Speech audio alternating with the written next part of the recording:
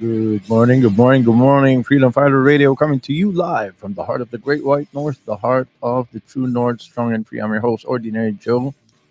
Happy New Year, year 2025.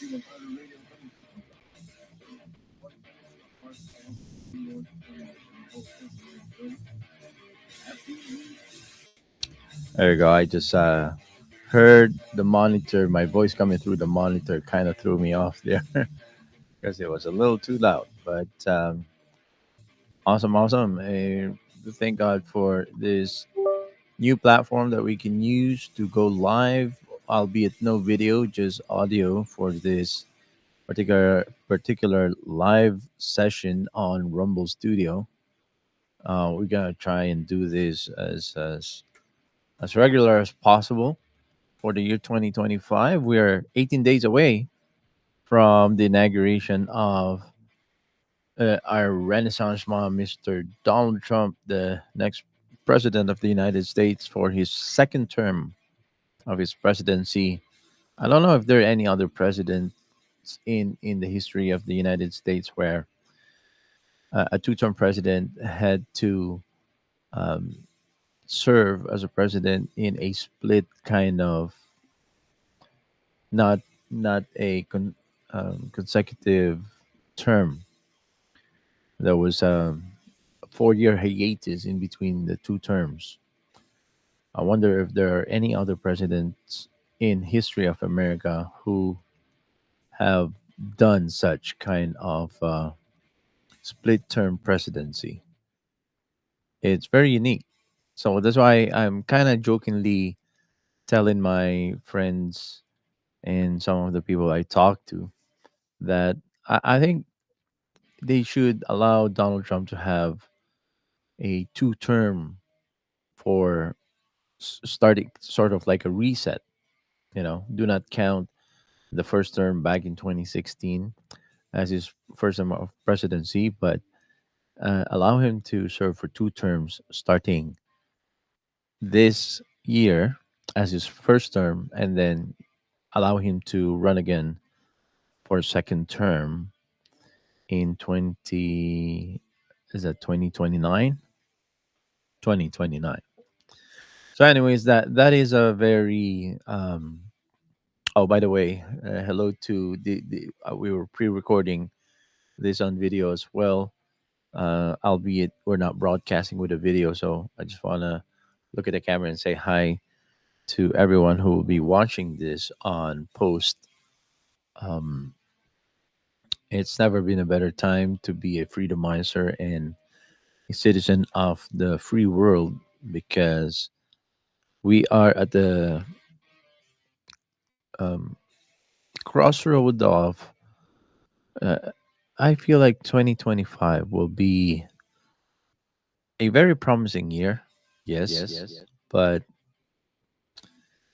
it is also potentially the year where there's more technocracy, there's more great reset that we're gonna be witnessing as we move forward in human history. So we'll see how it goes. The biggest concern is that Donald Trump is surrounded by many technocrats. Many arch technocrats have, like I said in the past episode, maybe they feel like, okay, there's no way to prevent Trump from getting on a second term presidency. So probably they thought that if you cannot beat them, join him, or at least get on the Trump train so that they can try and steer the train towards the direction that they want. There's always a possibility, I think, that is. So let's see how much Mr. Trump will be functioning in the anointing of the Lord upon his life to be a strong, a resolute, a resolved leader who I believe from the get go, he wanted to be a leader, he wanted to be president so that he can bring the power back to the people. I can still remember his inauguration speech on his first term back in, was it 2016? Yeah, I think it's 2016 when he first became president. The inauguration speech is nothing like any other American president speech that I heard in the past, where um, not in exact words, but what I remember from that speech is when he said, from this day forward, we are going to give the power back to the people. The power will be back to the people. Let me just turn down my TV here, or I mean my computer monitor, which is I'm monitoring the audio. Let me quickly listen to it, and so that I can see. All right, there you go. It is very loud and clear coming. We're coming across very loud and clear out there. So I'm happy about that. Even though we are not on video, like I said, I gotta be mindful on the framing of this video because I'm coming too close onto the microphone here, and there you go. I'm out of frame on the video because I'm not looking at the camera just like I used to, because the camera is on my side here instead of in front of me, so I can look at all the monitors. Let me just show our later on post, when people start watching. I have multiple monitors here in front of me, and that's what I'm looking at. That's why I'm not looking at the camera, so I can take a look at some of the notes of things that I research I want to talk about today. Also, I discovered that Rumble Studio have this thing they call campaigns. I gotta go there because there are some scripts that I think if you read some of these sponsor scripts, they will pay. And I'm not sure if it's activated, but I discovered something that they would pay 6 cents per viewer on one of the campaigns, and another campaign is like 5 cents per view, 3 cents per view. In my opinion, that's pretty generous actually, because if you have a hundred viewers, that's already $6. And if you have 1,000 viewers, that's $60 per episode. Um, and just what we are looking forward to see in the future is to have like thousands, 10,000s, 100,000 live viewers every time we come on board. Nothing is impossible to the Lord, and those are some of the ambitions we have for the Freedom Fighter Radio. I know that we had a lot of interruption to the flow. We built some momentum in the couple of years past, and then we lost some access to StreamYard, and we lost access to some of our high follower Facebook pages. Well, folks, we should not be phased about that because the the saying where like a billionaire who lost everything, but he's confident that he knows how he made his first million or his first billion. Then it doesn't matter how much money he has in the bank, as long as he has the skill and the confidence, he can always recreate his wealth. I think that's the same in principle. Even though they take away our voice, they take away our audience, our access to our audience, the audience that we built for the last 3 4 years in the freedom theme. Like I've been podcasting even before I became a freedomizer, but that's a little bit more of the business side, entertainment side. I would like to integrate that as well, so that we can win more people to our message eventually. And but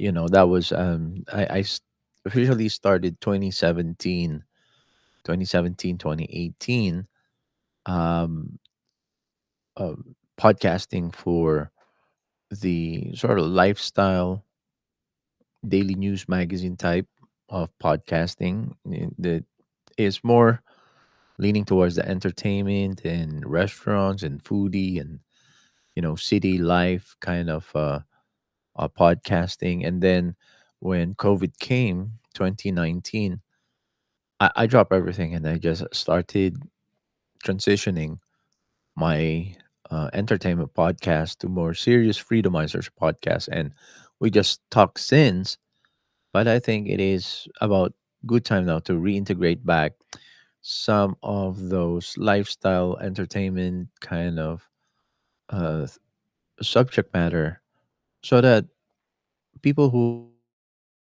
are oblivious to the truth and the freedom message that we talk about here on Freedom Fighter Radio on the daily basis, it would be like an open door for many of those who are brainwashed by the mainstream media, those who do not realize that there's alternative places where they can get their information.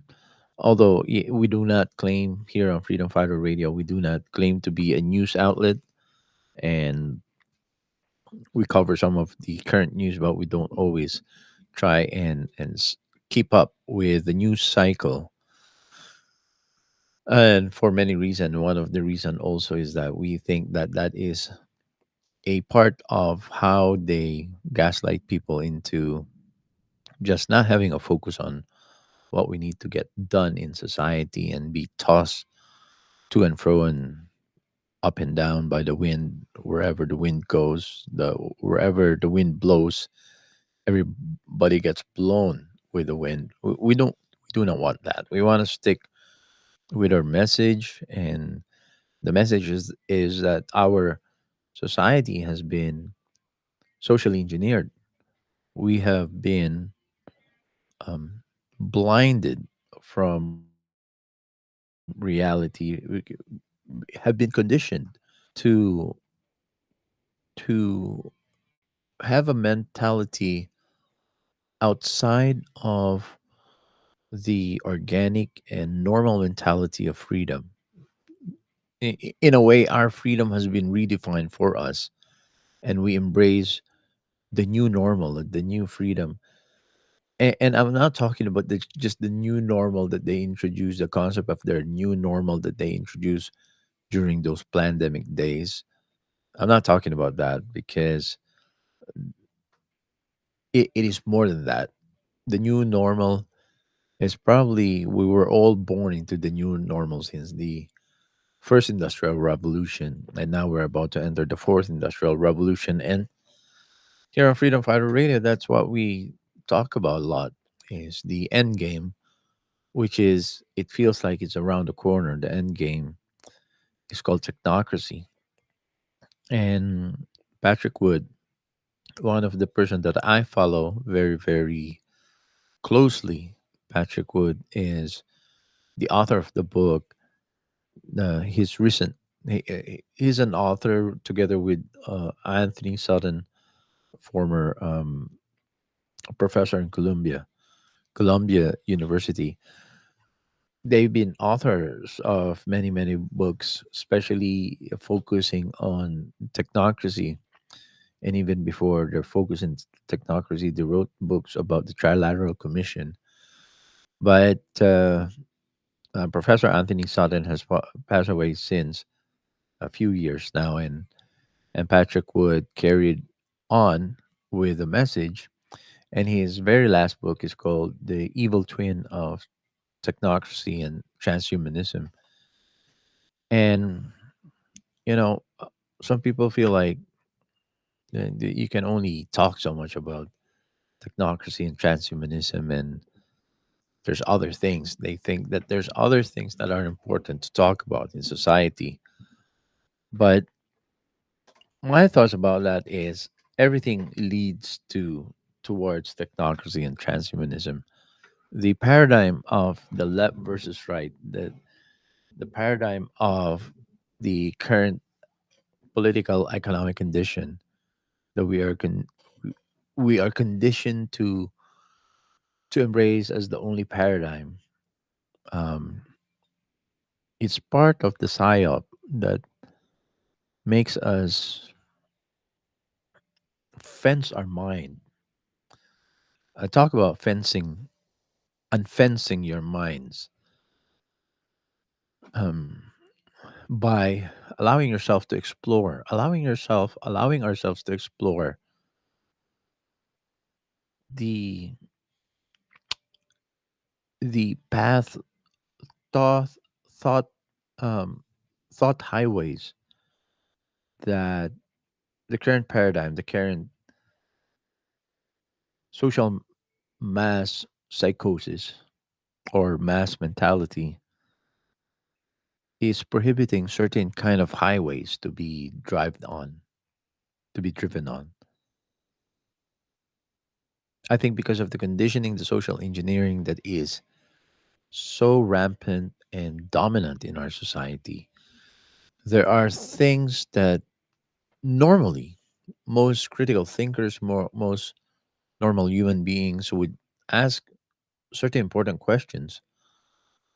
But because we are so conditioned to fence our mind into certain paradigms, we do not dare, we do not exercise the audacity to unfence our thinking, to think, to explore and get on the path of thinking or asking questions. Why is this? Why is that? Just like a child. And I was hands on with my daughter for many, many years, but she's 13 now and she wants to do her own thing now, which is understandable and to be expected. But on her younger years, until she's until about 7 years old, 6 years old, 7 years old, when she turned grade one, and I went back to college at that point. In what year was that? She was grade one. She started school in um 2015. She was 4 years old in 2015, and I was with her for her junior kindergarten, senior kindergarten, up to grade one. So around 2018, when she turned grade one, um, I went back to school. I went back to college. Yeah, I took a 1 year college course, and she became a little bit more independent. I asked her. She's picked up by her tutor from school, so I didn't have to rush home at 3 o'clock. So I pick her up from the tutors around 5 o'clock, and so I was able to kind of do more adult stuff from 2018 onwards. But before that, I was hands on with my daughter full time until she turned about 6, 7. I was full time with her. And kids that age, they're so inquisitive and they don't fence their mind. They don't filter their the way they explore things. They we filter ourselves. If you catch yourself, how because of social norms and social conditions in our society, there are certain taboo thoughts. There are certain ways we the word is shepherd our mind. We shepherd our minds, we shepherd our thoughts in a certain way, what's acceptable to society. But children, they ask questions that pops up into their minds. They are purely following logical thought patterns. Yes, they're children. We think, children, what do children know, right? But in reality, because children do not have biases or uh,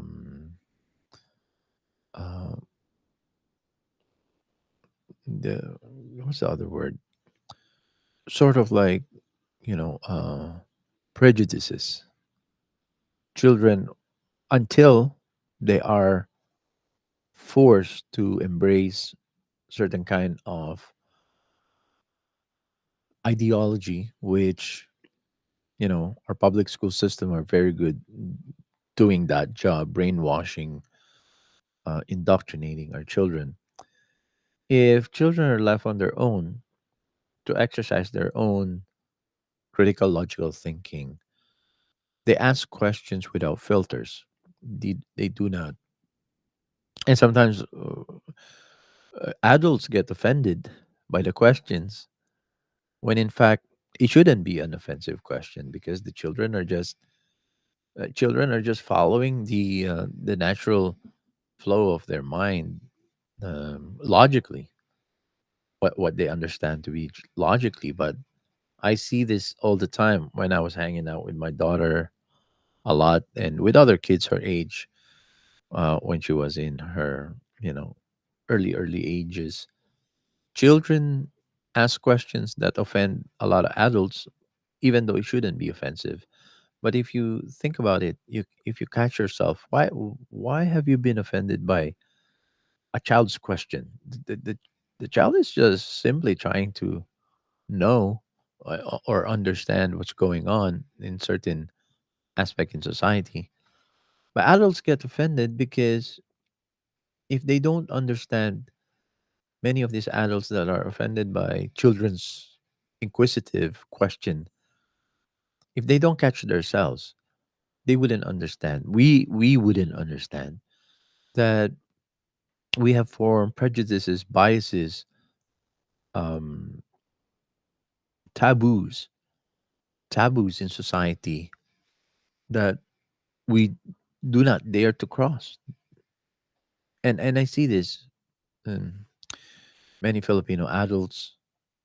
I myself was shocked to discover, growing up, that many Filipino adults in our society, I discovered that they will they will not ask any hard, direct, even if it's a benign question, if they feel their question is going to put a certain person of high stature in the community, someone with respectable, especially if they're wealthy, if they're rich.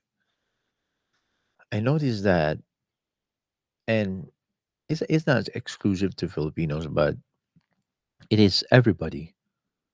A lot of people, even the non-Filipinos, I noticed that when I grew up, that just because the person in question is someone who is loaded, thick, deep pocketed, um, someone who's rich in society or in the neighborhood, or a member of your community, church community, whatnot, someone who has a lot of money, for some reason, has automatically have a certain level of respect just because they have a lot of money. Doesn't matter how they accumulated their money.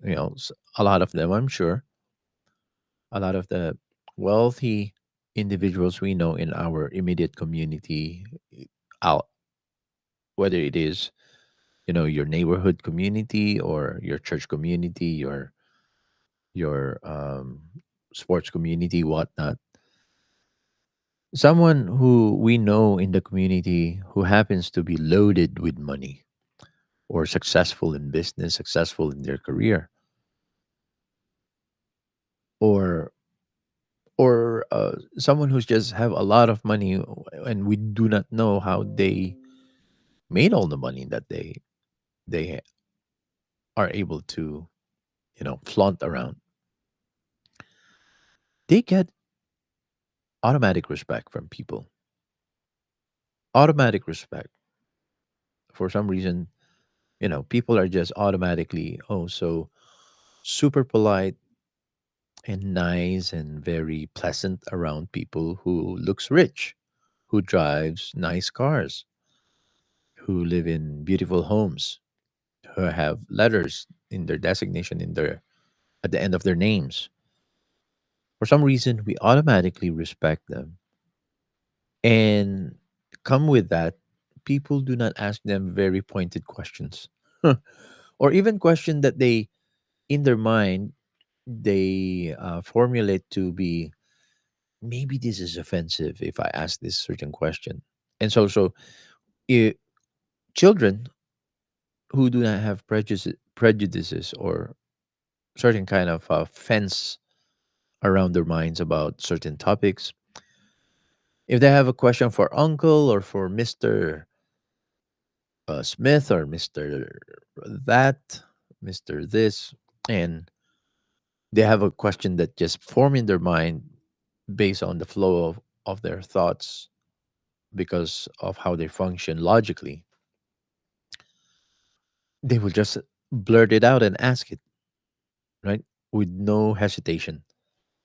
And then I see this many times when adult will just quiet the children for asking certain questions which may or may not be offensive, but in their minds, in the minds of these other adults surrounding the children, they have a preconceived notion that possibly it could be offensive. So they quiet the children. Hey, be quiet. Don't ask that question. It might be offensive. See, because of prejudices. But I'd like to really encourage our listeners on the Freedom Fighter Radio to have a total freedom, total sovereignty, to fight for freedom, to fight for sovereignty of our nations, of our societies. I think it starts with personal sovereignty, fighting for freedom, standing for freedom, whether you're American, Canadian, British, other European country, or African or Asian.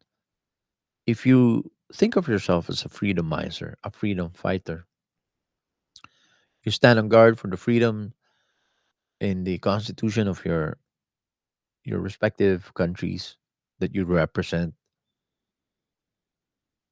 It starts with personal freedoms, social freedoms, and freedoms that we stand for in our societies, in our countries, for our countries. It starts with personal freedoms. If you do not observe, if you, if we do not live a life of freedom, how could we fight for freedom, right? And if we do not, it starts with the thoughts as well. Because if we do not allow our brains, our minds to navigate away from social norms, if we do not allow our minds to think freely, that is a first level of being fencing off our mind to limit our minds certain things. So that's why the masses, I think, is easily deceived because there's so many conditions in our society that it's very uncomfortable when something is very uncomfortable to have a conversation with. I wonder why people end up shutting those thoughts in their mind as well. Just because it's hard to talk about it with another person, people just tend to, for convenience sake, they shut within their own minds, within their own minds, they shut down certain thoughts that are very uncomfortable to think about. That is the antithesis of of exercising freedom. So, in this next couple of days, next couple segments, I want to talk about the the Great Reset, as many people knows it as a Great Reset. But there's another term for it. It's called technocracy. And I think to understand more, because it's a shocker when you hear it just on face value. A lot of people feel like, let's not talk about this. This is very uncomfortable and very fantastical. So people think the elements of technocracy, how we will be ruled by algorithms, we will be ruled by artificial intelligence, and possibly robotics, and possibly the government will be eliminated because they don't want politicians. Technocrats hates the political class and political entities and political governments. What they want is a government that is ruled by algorithms and by engineering. You know, it's very uncomfortable to think about the possibility of something that might be quite fantastical, something that we see in concepts of the Hunger Games or Squid Games or The Giver or a Brave New World kind of concept. And so tomorrow I'm going to start to talk about some of these uh, Brave New World type of literature. What do we learn from them? Because this Christmas season, my daughter, during her off days, she been she been getting a lot of suggestion from her Instagram and also from her friends, that she been asking me, Dad, can I watch Squid Games? Right. So initially I was hesitant. I was like, Squid Games is there's a lot of violence, there's a lot of gore. So I told her, if you really want to watch it, I'll let you watch it, but we have to sit together. But I was busy in the first few days of her break, and she's getting bored. So she decided that she's gonna watch season one without me. And I was like, you know, I I was debating so much in the beginning. Do I take an executive decision and say, I'll put my foot down and say, no, you're not gonna watch it, or should I? Because she's 13, so I'm debating in my mind. Should I try and let her decide for herself, but give her all the information to make a good decision, and I will convince her, or I mean, I'm gonna give her information and let her decide for herself if it's a good idea or not. So, um, well, I guess the curiosity is a very powerful force. She's so curious because she's seen a lot of little snippets on her Instagram. Again, Instagram, social media. There's another war. I know. I seem to be failing on. I'm losing that war. Getting her off her phone. But anyway, she watched the first season on her own, and the reason also is because she's been getting all these feed. The second season is coming December 2024 during her Christmas break. Second season of Squid Games will be coming on, so she wants to watch the second season, but she hasn't seen the first season yet. So she she binge on it so that she can watch the entire first season and understand when second season come out. You know what? At the end, it turned out that it was actually a good decision, even though there's a lot of gore and violence and borderline darkness, pretty dark. I realized that allowing her to watch the Squid Games, um, especially season two, with me, I didn't I didn't know this from before, but it opened my mind that this is an iteration of the Hunger Games. And the Hunger Games is an iteration of some of the freedomizing, red pilling literature, such as The Giver, Brave New World, 1984, those type of literature that kind of give us an open mind to understand what is the state of our society. Again, it's a double-edged sword, folks. Just like the Matrix, some people are even more blinded to the reality, to the truth, the fact of our life, of our society, when they watch something like the Matrix. Some people are even more blinded. Others are red pilled, or their minds becomes open up to the reality of our state. But some people get more blinded, and I think it's the same for um, The Giver, 1984 by George Orwell, Aldous Huxley's Brave New World. These are the same kind of type of literature that, with a freedomizer's mind, you can actually use this as a teaching opportunity, a teaching moment with your children if you watch them together. So in the next segment, I'll talk to you about the Squid Games, and in the second season of the Squid Games, those people who are playing the game actually got woken up, and they started becoming freedom fighters, fighting their way out of the game.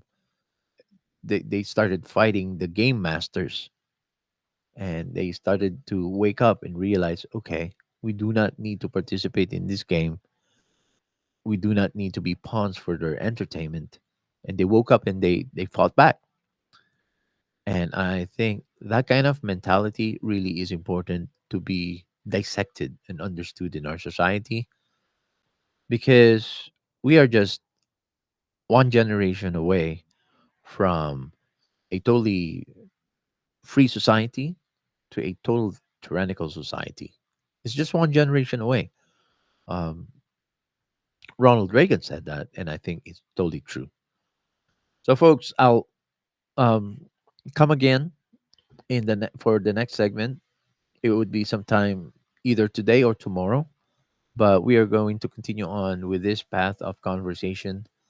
We are going to dissect some of these freedomizer literature: 1984, Brave New World, Hunger Games, The Giver, and most recently, because it's very much known in pop culture, we're going to talk about the Squid Games and how it relates to our modern day um, freedomizers fight for freedom. God bless you all. Thank you for listening in. We'll see you again tomorrow. Bye bye.